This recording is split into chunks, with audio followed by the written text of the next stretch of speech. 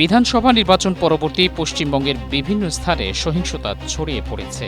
বুধবার দ্বিতীয় দফা নির্বাচন শেষ হওয়ার পর গভীর রাতে যাদবপুর বিধানসভার পঞ্চসায়েরে বিজেপি এজেন্টের বাড়ি ও অফিস ভাঙচুর এবং পূর্ব মেদিনীপুর জেলার হলদিয়ায় তৃণমূল কংগ্রেসের পার্টি অফিস ভাঙচুরের অভিযোগ উঠেছে। এছাড়া ভাঙড় ও ব্যারাকপুরেও দুপক্ষের পাল্টাপাল্টি সংঘর্ষের খবর পাওয়া গেছে। বৃহস্পতিবার সকালে ভাঙড়ে উদ্ধার হয়েছে শতাধিক হাতবোমা। এসব ঘটনায় প্রায় 650 বেশি মানুষকে গ্রেপ্তার করা হয়েছে। অন্যদিকে প্রথম দফার ভোটে কোথাও পুনর্নির্বাচনের দাবি না উঠলেও দ্বিতীয় দফায় অনিয়ম ও কারচুপির পাল্টাপাল্টি অভিযোগ উঠেছে।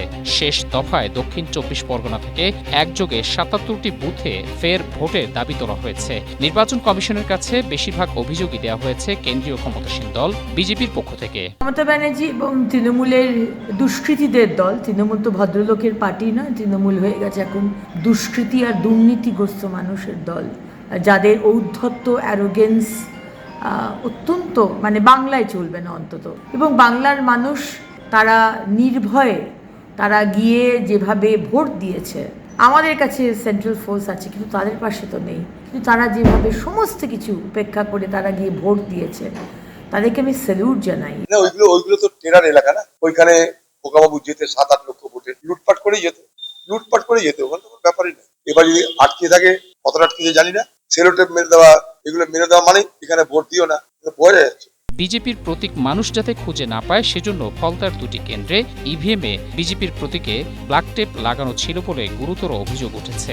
এছাড়া তৃণমূলে ভোট পড়ল কিনা সেটি নিশ্চিত হতে ভোটারদের আঙুলের গন্ধে যাতে বোঝা যায় সেজন্য ডায়মন্ড হারবারে তৃণমূলের প্রতীকে আতর লাগানোর অভিযোগও করেছে বিজেপি। এসব অভিযোগ খতিয়ে দেখার আশ্বাস দিয়েছেন মুখ্য নির্বাচনী আধিকারিক জ্ঞানেশ কুমার। বললাম তো আমি, যেটা আছে একটু আগে বললো, যেখানে হিংসা বললো ওখানে সব অ্যাকশন হচ্ছে। এটা শুনলাম পার্টনারশিপে হয়েছে, কোথায় হয়েছে, ও পুলিশ অ্যাকশন নিচ্ছে, 2 জন অ্যারেস্ট হয়ে গেছে, বাকি জন অ্যারেস্ট যেটা আছে সিপি দেখবে। এটা তো তবে সহিংসতা ও বিতর্ককে ছাপিয়ে উত্তরবঙ্গের ভোটাররা মেতেছেন নির্বাচনে আগাম জয়ের আনন্দে। বৃহস্পতিবার আবির খেলায় মেতে ওঠে বিজেপি ও তৃণমূল কর্মীরা।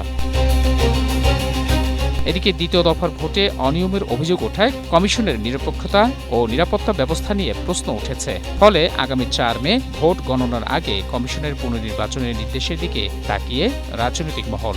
শেষ পর্যন্ত পুনর্নির্বাচন হলে ফলাফলে বড় প্রভাব ফেলতে পারে বলে মনে করছেন পশ্চিমবঙ্গের পর্যবেক্ষকরা। Desk report, Asia post.